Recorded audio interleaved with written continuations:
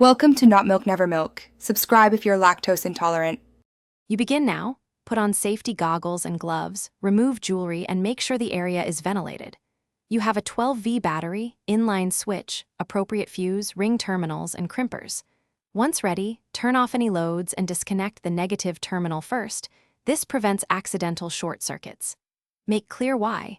Working on the positive side with negative still connected lets current find unintended paths. Then measure and cut the positive cable to the length needed to reach your switch location. You now attach the switch inline with the positive lead.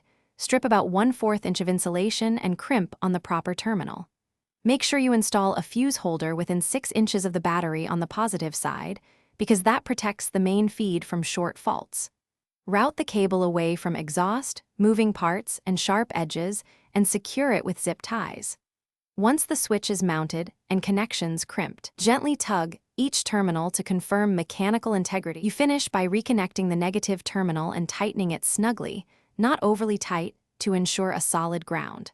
First, verify the switch's OFF, then turn it on while measuring voltage at the load, which should read around 12V.